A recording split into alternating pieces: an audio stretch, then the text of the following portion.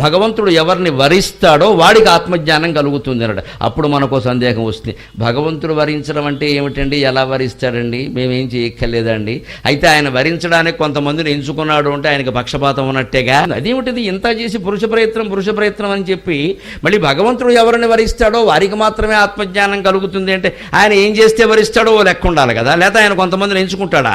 భగవంతుడు కూడా అంతేనా, తనకి నచ్చిన వాళ్ళు ఎవరో వరిస్తాడా? వీడు ఇంతకాలం బట్టి పూజ చేస్తున్నాడు, వీడు ఇంతకాలం బట్టి కొండకు వచ్చాడు, వీడు నా గుళ్ళో 10 లక్షలు దక్షిణ వేసాడు, ఇలా ఏదైనా ఉంటే ఉండాలి కదా. అలా ఉంటే ఆయన భగవంతుడు ఎలా అవుతాడు?